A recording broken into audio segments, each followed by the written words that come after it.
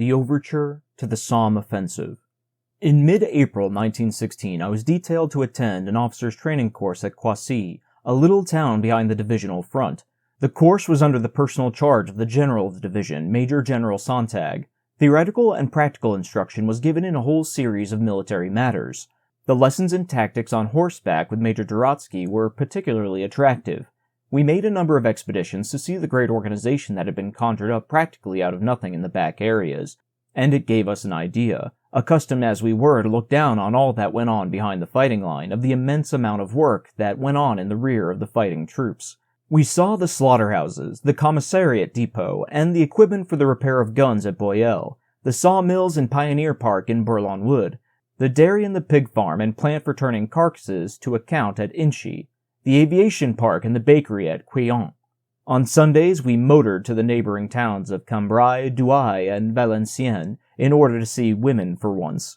I had not been at all pleased to leave the front line in my platoon, to which I had grown more and more attached, but still I used the time to rid myself completely of war and its clamor. I had books sent me, and I read and wrote and rode and went along long walks and made a collection of beetles, and in order to fight my rooted tendency to solitude, I was glad to spend my evenings in the mess, where there soon grew up that cheerful, careless spirit that is characteristic of a body of Prussian officers. It would not be right, in a book so full of bloodshed that I am afraid the reader may weary of it, to suppress a little adventure in which I played a somewhat comic part. When our battalion in the winter had been the guests of the King of Q, I had, as a newly commissioned officer, to inspect the guard for the first time. As I was leaving the place in search of a small guard posted in a railway station, I lost myself, and had to ask the way at a little cottage standing alone. The only occupant was a 17-year-old girl called Jean, whose father had died not long before. Now she kept house there alone. After giving me the information I asked, she smiled and said, "Vous êtes bien Jean. Je voudrais avoir votre avenir." I gave her the name of Jeanne d'Arc because of the martial spirit that inspired these words, and when I was back in the trenches, I often thought of the bare and lonely cottage. One evening at Poissy, I suddenly had the impulse to ride over there. I had a horse saddled, and the town was soon behind me. It was an evening of May, as though designed for a romantic excursion. The clover lay in dark red billows over the meadows, whose hedges were white with May, and the chestnuts were like giant candelabra standing lit up in the dusk before the villages.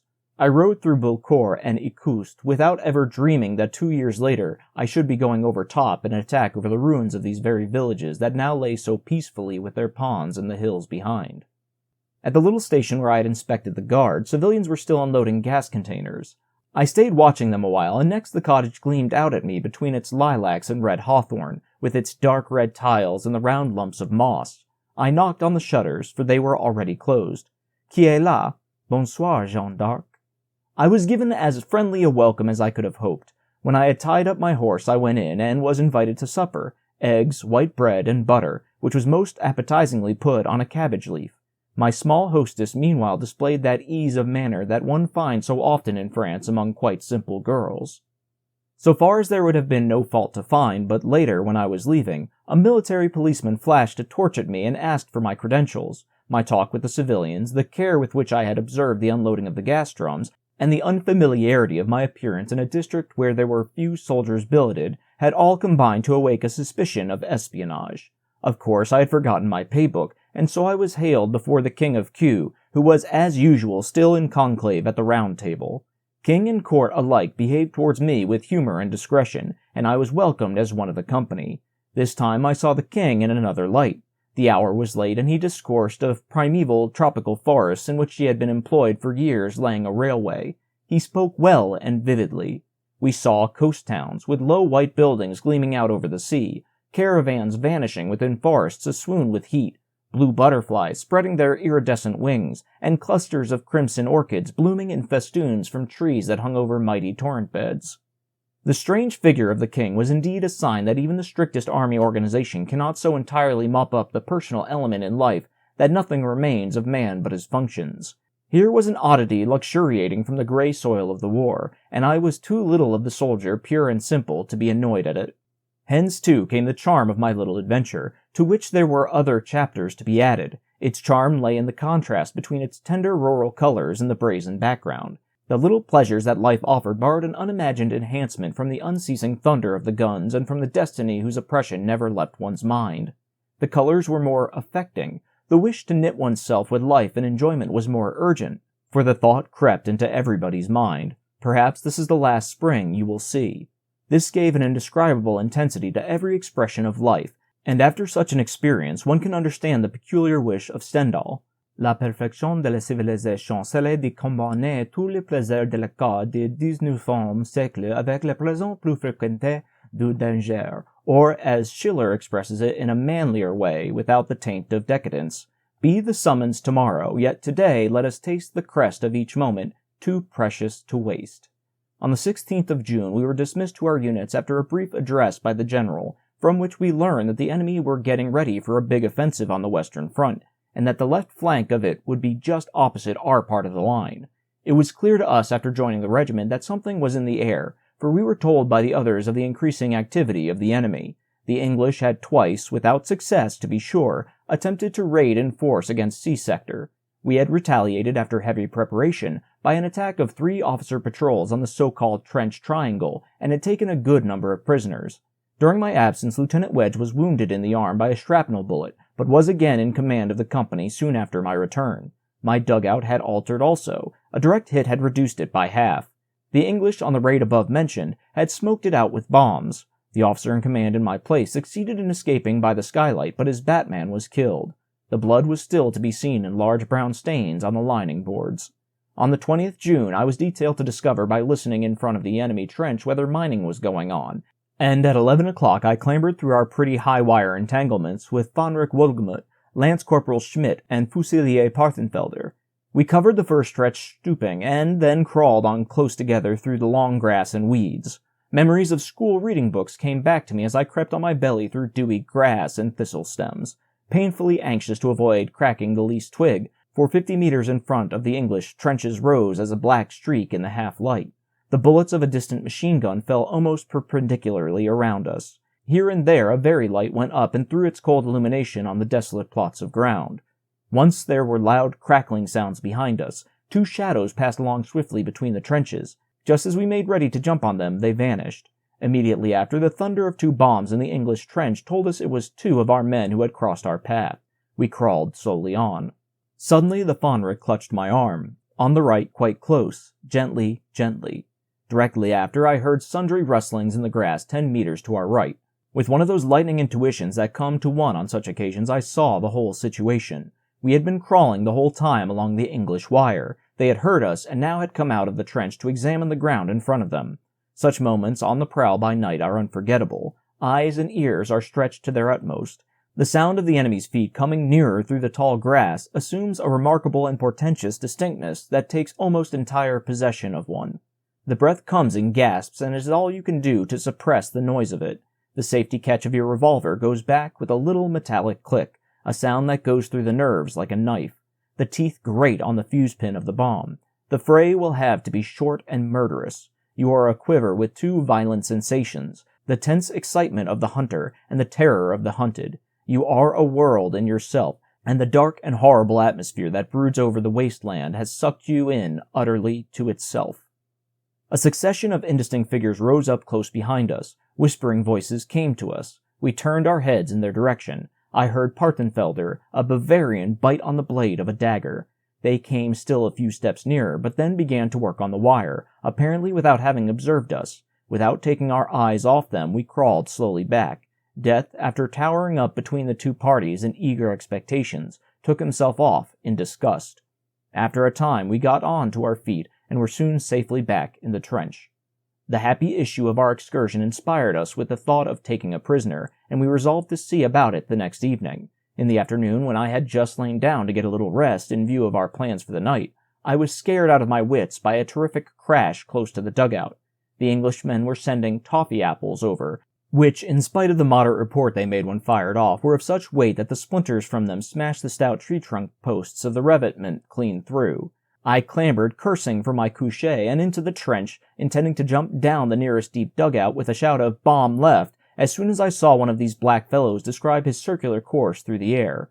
We were so generously provided with trench mortar bombs of every caliber and description during the next weeks that it became second nature when going along the trench to keep one eye aloft and the other on the nearest deep dugout entrance. That night, then, I once more prowled about between the trenches with 3 companions. We crawled on all fours right up to the English wire, and there took cover behind scattered clumps of grass. After a while, several English appeared dragging a roll of wire. They stopped just in front of us and began cutting at the roll of wire with wire clippers and talking in whispers. We crept nearer together in order to hold a muttered consultation. A bomb in the middle of them, and then grab him. But there are 4 of them, man. Don't talk rot.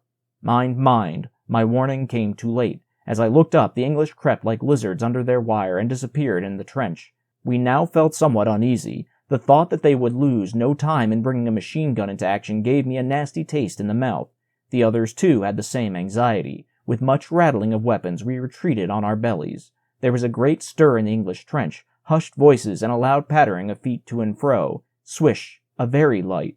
All around us it was light as day, while we endeavored to hide our heads in clumps of grass. Another very light. Painful moments. If only one could sink into the earth or be anywhere else than 10 meters in front of the enemy's trench. One more, and then ping, ping. The unmistakable rapport of rifle shots at short range. They've spotted us. Without more ado, we shouted to each other our intention of making a dash for it, and jumping up, we raced from our own lines in a hail of bullets. After a few steps, I stumbled and fell into a small and shallow shell hole, while the 3 others, thinking I was done for, careered past me.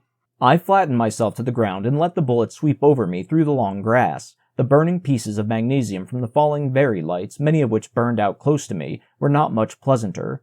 Gradually the fire slackened, and after another quarter of an hour I crept for my refuge, slowly at first, and then as fast as hands and knees could carry me. As the moon had set, meanwhile, I soon lost all sense of direction, and had not the least idea where either English or Germans were. Not a glimpse could I see of Monchy Mill on the horizon. Now and then a shot from one side or the other whistled by with a very ugly sound. At last I lay down in the grass and determined to wait for dawn. Once more I put myself in fighting trim, and then prudently uttered a few sounds that might proceed equally from an Englishman or a German, determined to reply to the first word of English with a bomb. I was glad to find that they were my own fellows, who were just unbuckling their belts to carry in my corpse on them. We sat together for a bit in the shell hole and rejoiced over our fortunate reunion. Then we returned to our own trench, from which we had been absent 3 hours. I was out again on trench duty at 5. In No. 1 platoon I found Sergeant Major H. in front of his dugout. I was surprised to see him at this early hour, and he told me that he was lying in wait for an enormous rat, whose gnawing and scratching prevented him from sleeping. He took the opportunity of showing me his dugout, which was absurdly diminutive, and which he had christened the Bantam's Perch. While we were standing together, there was a dull rapport which certainly did not betoken anything out of the way. H., who on the day before had very nearly stopped a large mortar bomb and was consequently very nervous, went like a flash for the nearest dugout steps, and, taking the first 15 sitting, put the remainder to good use in 3 somersaults. I stood above in the entrance and laughed till I cried over this painful interruption of a rat hunt. The poor victim, meanwhile, was tenderly rubbing various parts of his body and attempting to put back a dislocated thumb. The unlucky fellow told me that he had been sitting at his supper when the mortar bomb arrived, and not only had his food been entirely smothered in dust, but on that occasion as well he had fallen downstairs. After this enlivening interlude, I repaired my dugout, but I was not destined today either to have the refreshment of sleep. From early morning we were bombarded by trench mortars with ever-lessening intervals. Towards midday it got too lively for me altogether. With the help of a few men, I got our lance mortar into action and started firing on the enemy trenches. It was, I must say, but a poor return for the heavy stuff with which we were so generously favored. We crouched on the sun-cracked ground in our little gun pit, and sweating sent over bomb after bomb. The English were not at all put out, so I had recourse with Lieutenant Wedge to the telephone, and after mature consideration sent off the following SOS. Helen is spitting into our trenches. Nothing but great big bits. We want potatoes, all sizes.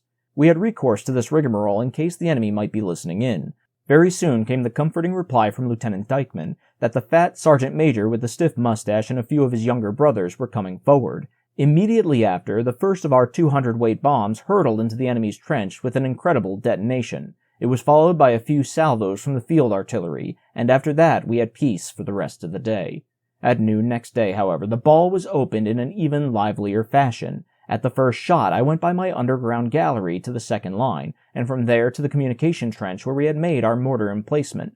We opened fire, and for every toffee apple that came over, we returned to Lands. After we had exchanged about 40 bombs, it appeared that the enemy had marked us down and was aiming for us. Soon they fell to right and left of us, but we kept on firing till one came straight for us. We pulled through our trigger line once more at the last moment and then ran for it.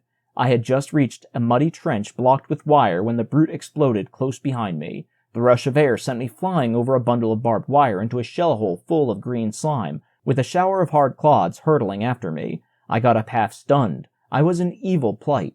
Breeches and boots were ripped with barbed wire, my face and hands in uniform were plastered with mud, and one knee was bleeding from a long scratch. Somewhat put out of action, I crept back along the trenches to get a little rest.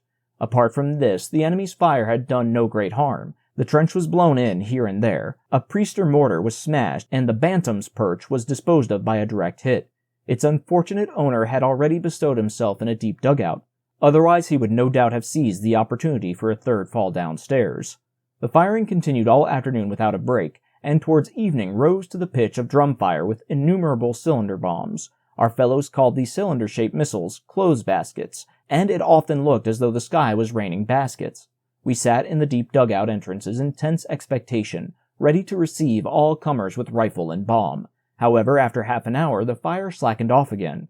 During the night, there were 2 more outbursts. The men on guard remained unmoved on the fire steps. As soon as the fire ceased, we made a brilliant display of light rockets, and every man hurried out of the deep dugouts to assure the enemy by a furious burst of rifle fire that the spirit of the Hanover Fusiliers was not to be broken. In spite of this crazy bombardment, we lost only one man, Fusilier Deersman, whose skull was smashed in by a mortar bomb that struck the parapet in front of him. Another man was wounded in the back. The day following this disturbing night, there were many bursts of firing to warn us of an approaching attack. The trench was shot all to bits during these days, and owing to the broken timber of the revetment, was almost impassable. A number of dugouts were smashed in besides. Brigade headquarters sent forward an intelligence report. Intercepted English telephone message. The English give precise information of the gaps in our wire and are asking for steel helmets. Whether steel helmets is a code word for trench heavies is not yet known. Be prepared. We decided to stand to during the succeeding night. It was made known that everyone who did not answer with his name at the word "hello" would instantly be shot. Every officer had a red light in his pistol so that the artillery could have prompt warning. The night was even crazier than its forerunners. In particular, a concentration of fire at 2:15 a.m. beat anything that preceded it. A perfect hail of heavies fell in a circle all round my dugout. We stood in fighting order on the steps of the deep dugouts. The lights of a candle end flickered on the moist and mildewed walls. A bluish vapor streamed in at the entrances. The earth flew from the edges of the trench. Whum! Damn the thing! Match somebody! Be ready! One's heart beat in one's throat. Trembling figures loosened the pins of the bombs. That's the last one! Outside! As we crowded out, one more with a delay-action fuse went up and slung us backwards. Nevertheless, while the last of the iron foul came dropping in, every fire step was already manned. We opened rapid fire, and the ground in front, wreathed in swaths of smoke, was brightly lit up with light rockets. When the firing had ceased, we had one more loss. Fusilier Nienhuser suddenly fell from the fire step and rolled bumping down the dugout steps into the middle of a group of his fellows assembled at the bottom. When we examined him, we found a small wound on the forehead and a puncture over the right nipple from which blood was flowing. It was impossible to say whether the wounds or the fall had killed him. At the close of this night of alarms, we were relieved by the 6th Company. We moved off down the communication trenches to Monchy, in that particular brand of ill humor that is produced on exhausted nerves and sleepless eyes by a bright morning sunshine. From there we proceeded to the reserve line, lying along the edge of Adenfur Wood. A magnificent panorama of the Battle of the Somme in its opening stages was spread before us. The front line sectors were veiled in clouds of white and black smoke, and one upon another the shell bursts towered up into the sky. Above them, the brief flash of exploding shrapnel could be seen by the hundred. When at last we were hoping for a little sleep that night, orders came to load heavy trench mortar ammunition in Monchy, and we had to wait the whole night and to no purpose for a railway wagon that had got hung up somewhere, while the English made numerous attempts on our lives, fortunately without result, by high-angle machine-gun fire and shrapnel exploding right over our heads. I was particularly annoyed by one artist with the machine gun who fired at such an angle that the bullets, from the mere force of gravity, came straight down on us. It was no good taking cover from them behind a wall. During this night, the enemy gave me an example of the closeness of his observation. In the second line, about 2,000 meters from him, a heap of white chalk was thrown up from a deep dugout that was being excavated for an ammunition dump. The English, unfortunately, were right in concluding that this heap would be removed the following night, and sent over a salvo of shrapnel, by which 3 men were severely wounded. Next morning I was roused from sleep once more, with orders to take my platoon as a working party to C Sector. My sections were distributed among the 6th Company, and I then returned with a few men to Aden for wood, and set them to work felling timber. On the way back to the line again, I went into my dugout for half an hour's rest, all to no purpose, for I was not to have a moment's peace these days. I had scarcely pulled off my boots when I heard our own artillery start a peculiarly lively fire from the edge of the wood. At the same moment my batman, Paulik, appeared at the top of the dugout steps and shouted down, "Gas attack!" I snatched up my gas mask, pulled on my boots, buckled my belt, and running outside, saw an immense gas cloud hanging in heavy white swaths over Monchy and rolling towards point 124 in the low ground. As most of my platoon were in the front line, and as an attack was very probable, there was only one thing to be done. I jumped over the entanglement in front of the reserve line and was soon in the middle of the gas cloud. I put on the mask but quickly tore it off again. I had run so fast that I could not get enough air through the intake. The eyepieces, too, were misted over in a second, so that I could see nothing. As I felt pains in the chest, I tried at least to get through the cloud of gas as quickly as I could. On the edge of Monchy I had to pass through a barrage. The shells, interspersed with puff after puff of shrapnel, burst in an unbroken chain across the desolate country, which no one at the best of times ever traversed. Artillery fire of that kind in the open country where there is freedom of movement has never, either actually or morally, the same effect as among buildings or in the trenches. In a moment I had the belt of fire behind me, but then I found myself in Monchy. A literal storm of shrapnel was breaking over it. Showers of bullets, splinters, and fuses whistled through the air, swept through the branches of the orchard trees and the garden wilderness, and crashed against what remained of the ruined walls. I found Sievers and Vogel, both officers of my company, sitting in a dugout in one of the gardens. They had made a blazing fire, and were bending over the flames to counteract the effects of the chlorine. I kept them company and did likewise until the bombardment slackened, and then went on to the front line by No. 6 communication trench. As I walked along, I saw numbers of small beasts lying dead on the bottom of the trench, killed by the chlorine, and I thought as I saw them, another barrage will come down any moment, and if you go fooling about like this, you'll find yourself caught without cover like a mouse in a trap. Nevertheless, I went on with the utmost unconcern. As it turned out, I was caught in a fresh and even wilder outburst just 50 meters from the company dugout. It seemed quite out of the question to pass even the short length of trench without being hit. By good luck, I saw a little shelter that had been dug out in the side of the trench for dispatch riders. It was only the width of 3 dugout frames, not much, but always something. So there I crouched and let the storm go over me. It seemed to me that I had chosen the hottest corner. Light and heavy toffee apples, Stokes bombs, shrapnel, rattles, shells of every description, till at last I could no longer distinguish one from another as they came droning, moaning, and crashing all around me. I had to think of my good corporal in the forest of Les Eparges, and his cry of horror. What do you think of these ones, eh? Now and then the ear was utterly dazed by a single absolutely hellish crash accompanied by a sheet of flame. Then an unceasing and sharp swishing gave the impression again that hundreds of pound weights were flying after each other through the air with incredible velocity. Then came another dud, plunging with a short, heavy thump that shook the solid earth all round. Shrapnel exploded by the dozen, as prettily as crackers, scattering their little bullets in a heavy shower, with the empty cases whizzing after them. When a shell went up nearby, the soil rattled down in a torrent, and with it the jagged splinters as sharp as razors rent the air on all sides. It is easier, nevertheless, to describe all this than to go through it, for the brain links every separate sound of whirring metal with the idea of death, and so the nerves are exposed without protection and without a pause to a sense of the utmost menace. Thus I crouched in my little hole with my hand in front of my eyes, while all the possibilities of being hit passed through my imagination. I believe I have found a comparison that exactly conveys what I, in common with all the rest who went through the war, experienced in situations such as this. It is as if one were tied tight to a post and threatened by a fellow swinging a sledgehammer. Now the hammer is swung back for the blow. Now it whirls forward, till, just missing your skull, it sends the splinters flying from the post once more. That is exactly what it feels like to be exposed to the heavy shelling without cover. Fortunately for me, personally, I always have the confidence at the back of my head that things will soon be better.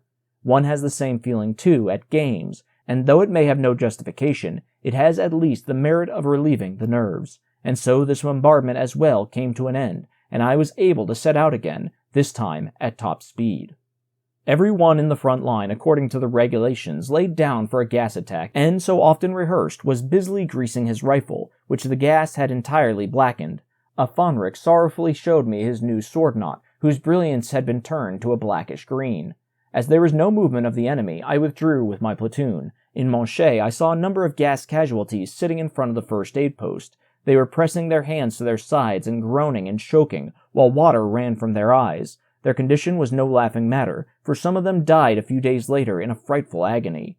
We had had a gas attack of pure chlorine to go through. It has a corrosive and burning action on the lungs. I resolved from that day onwards never to go out without my mask, as I had done over and over again up to now, leaving with incredible folly my mask behind, and taking the case like a botanizing box with a piece of bread and butter inside.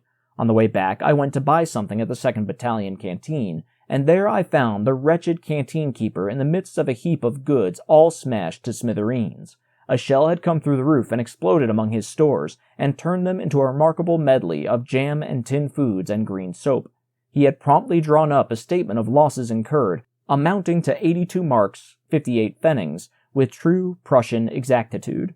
In the evening, my platoon, that had hitherto been a detached party in the second line, was brought forward into the village on account of the uncertain state of the front. We were given the underground quarry as our quarters. We made ourselves comfortable in its numerous recesses and heaped up an enormous fire. The shaft of the well served as a chimney, as we could tell from the rage of certain company cooks who were nearly suffocated while drawing water. We had had a double ration of grog, and we sat on lumps of chalk round the fire and sang and drank and smoked.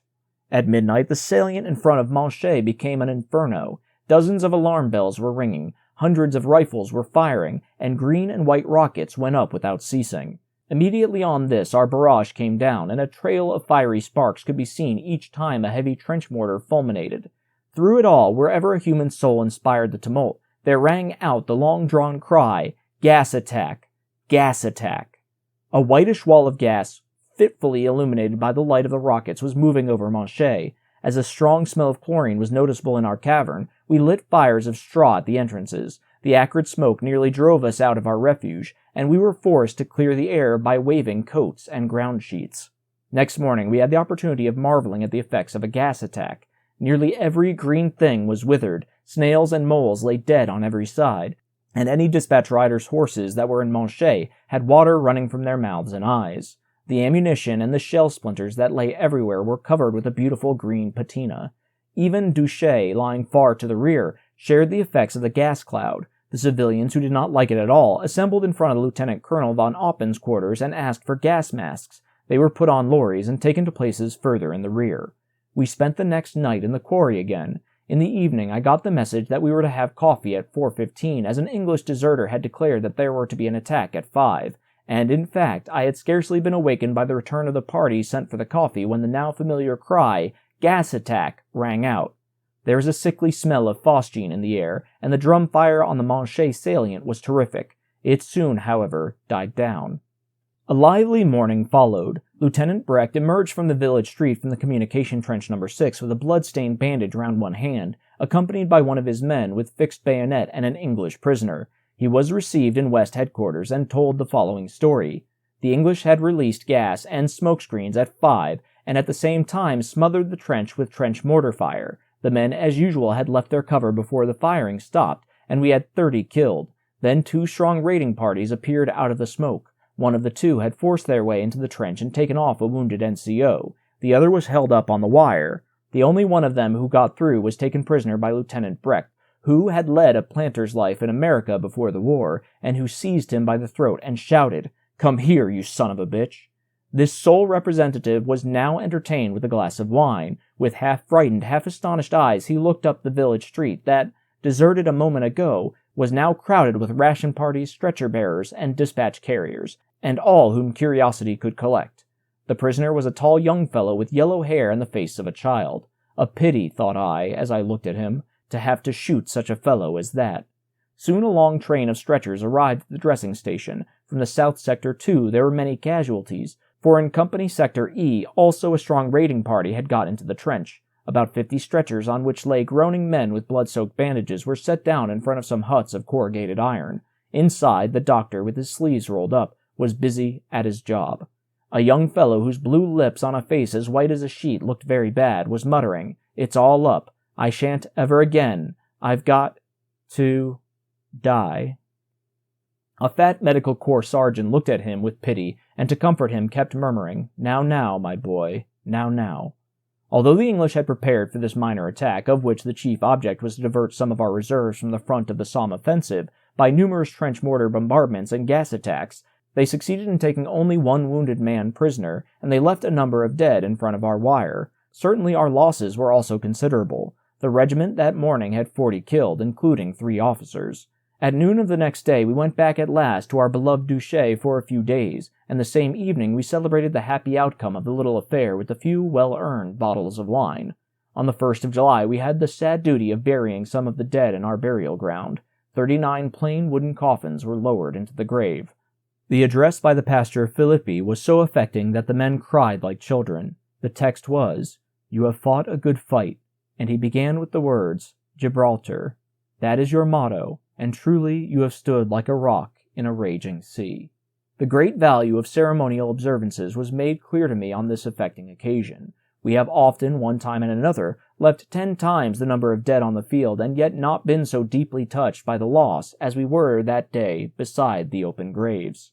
I learned during these days to value at their true worth the men with whom I had still 3 more years of fighting to go through.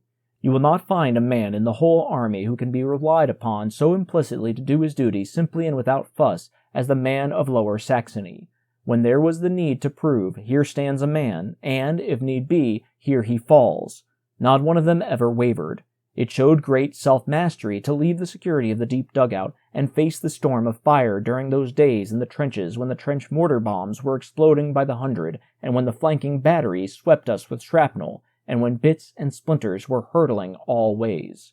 In the open field, there may be some pleasure in showing your courage, but it is another thing to clench your teeth and to go to your post alone in the night and under fire. It is just this quality of courage that I have always marveled at in those quiet, fair-haired Saxons. On the evening of the 3rd of July, we went back to the line. It was comparatively quiet, though there were still signs of there being something in the wind. The machine never ceased to throb and hammer. We often intercepted suspicious telephone conversations about gas containers and mines addressed to an English RE officer in the front line. From early morning to dusk, enemy aeroplanes kept our trenches under fire. The average daily bombardments were much heavier than usual. In spite of this, we were relieved on the 12th July without having had any unpleasant experiences, and went into reserve at Monchy. On the evening of the 13th July, our dugouts in the garden were under fire from a 24-centimeter naval gun. The heavy shells came whistling over and exploded with a really frightful noise. During the night, we were awakened by lively firing and a gas attack. We sat in the dugout round the stove with our masks on. Vogel, who could not find his, ran to and fro in great distress, while some of his comrades, who bore him no love, took a malicious joy in declaring that the smell of gas was getting stronger every moment. At last I gave him my spare refill, and he hugged the smoking stove for an hour like an image of misery, and coughed and held his nose with a piteous air and pulled away at the mouthpiece. On the same day I had 2 casualties in my platoon, Hasselmann with a rifle wound in the arm, and Machschmeyer with a shrapnel bullet in the neck. No attack followed that night. Nevertheless, it was a bad business and cost the regiment 25 dead and many wounded. On the 15th and 17th we had 2 more gas attacks to go through. On the 17th we were relieved and were twice shelled in Douchet, once while Major von Jarotsky was addressing the assembled officers in an orchard. It was irresistibly comic, in spite of the danger, to see how the company flew apart, nearly falling on their noses in their extreme haste to get through the fences and vanish like lightning wherever cover was to be found. In the garden of my billet, a little girl of 8 years old was killed by a shell while rummaging for rubbish in a pit. On the 20th July we were back in the line. On the 28th I arranged with Wolgemuth and the volunteers, Bartels and Berkner, to go on patrol. We had no other object in view than to make a little tour on the other side of the wire and to see what no man's land might bring forth, for trench life had begun by degrees to be monotonous again. In the afternoon, Lieutenant Bronze of the 6th Company, who was relieving me, paid me a visit in the dugout and brought over 1 or 2 bottles of good wine with him. It was 11:30 when we broke up the meeting, and then I went into the trench, where I found my 3 comrades standing together in the dark corner of a traverse. After picking out a few dry bombs, I climbed over the wire in the best of spirits, while Brahms shouted after me, "Give 'em hell." It was not long before we had stalked the enemy wire. Close in front of it, in high grass, we discovered a stout and well-insulated wire. I thought the discovery might have some importance, and I told Wolgemuth to cut a piece off and take it back with him. While he was employed with a cigar cutter in default of a better instrument, there was a clink of wire immediately in front of us, and a party of English appeared and began to work on the wire without observing us in the grass. With the annoying experience of previous patrols in my mind, I breathed an almost inaudible, "Wolgemuth, bomb in the middle of them." "Better leave them to get to work, sir. An order's an order, Fondrick." The spirit of the Prussian drill yard did not fail to breathe its spell even in this wilderness. I heard the dry rasp of the fuse pin as he pulled it out, and I had the doomed feeling of a man who has let himself in for a very uncertain adventure. I saw Wolgemuth lob the bomb along the ground in order to show himself as little as possible. It stopped in some weeds almost at the feet of the English, who clearly had noticed nothing. A few moments of intense expectation went by. Then a bang and a flash lit up the reeling figures. We sprang like tigers into the white cloud of smoke with the shout, "You are prisoners!" In less than a second, all was confusion. I held my pistol against a face that shone out like a white mask in the darkness. A shadow squeezed backwards into the wire and cried out. Close to me on my left, Wolgemuth fired his rifle, while the volunteer, Bartels, in the excitement of the moment, blindly slung a bomb into the midst of us. At the first shot, the magazine of my revolver dropped out, and I stood shouting at an Englishman who squeezed himself in horror closer and closer against the barbed wire. Again and again I pressed the trigger, but not a shot rang out. It was a nightmare. There was now a tumult in the trench. Shouts were followed by a rattle of a Lewis gun. We jumped back. I took cover in a shell hole and turned my revolver on a shadow behind me. This time it was lucky I could not fire, for it was Berkner behind me, though I thought he had long since got back. After this, we had made a dash for our own trench, but in front of our wire the bullets came so thick that I had to jump into a crater full of water and laced over with wire. Swinging on a barbed hammock over the face of the waters, I listened with mixed feelings to the dense hail of bullets sweeping past, while bits of wire and splinters plunged into the lip of the crater. After half an hour, when the firing had died down, I worked my way over our entanglements and jumped into the trench, where a joyful welcome was ready for me. Wolgemuth and Bartels were there already, and after another half hour Berkner turned up too. There was a general rejoicing over our lucky escape. The only regret was that a prisoner had again slipped through our fingers. When I laid down on the bedboards in the dugout, I realized that my nerves had been touched. My teeth were chattering, and exhausted though I was, I could not sleep. Next morning I could scarcely walk. I had torn one knee on the wire, and the other had a splinter in it from the bomb Bartels had chucked at me. These brief and sporting interludes were, all the same, a good tonic for the nerves and a relief from the monotony of trench life. On the 11th of August, a black horse was galloping to and fro behind the English lines in front of Bure-la-Bois. A Landwehrman brought it down with 3 shots. The English officer from whom it had run away must have made a very sorry face at this sight. During the night, the case of a rifle bullet hit Fusilier S in the eye. In the village, too, the casualties were more and more frequent. The walls were leveled by artillery fire, and there was less and less cover against the random bursts of machine gun fire. We began to connect up the village with trenches and to build up the walls at the most dangerous spots. The 12th of August was a long-desired day when I got my second leave. However, I had scarcely got home and made myself comfortable when a telegram came after me. Return immediately. Further orders from the town major, Cambrai. 3 hours later, I was sitting in the train. On the way to the station, I met 3 girls in light summer dresses with tennis rackets in their hands, laughing as they went. It was a brilliant farewell life gave me, and one that I often thought of when I was back in the line.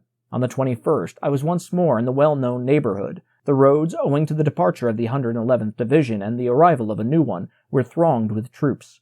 The 1st Battalion lay in Écusses-Maine, where we stormed 2 years later. I spent the night in the attic of an empty house with 8 other officers. In the evening we sat up a long while drinking coffee that 2 Frenchwomen made for us in a neighboring house. It was the strongest drink we could procure. We knew that we were on the verge, this time, of a battle such as the world had never seen. Soon our excited talk rose to a pitch that would have rejoiced the hearts of any freebooters or of Frederick's grenadiers. A few days later, there were very few of that party still alive.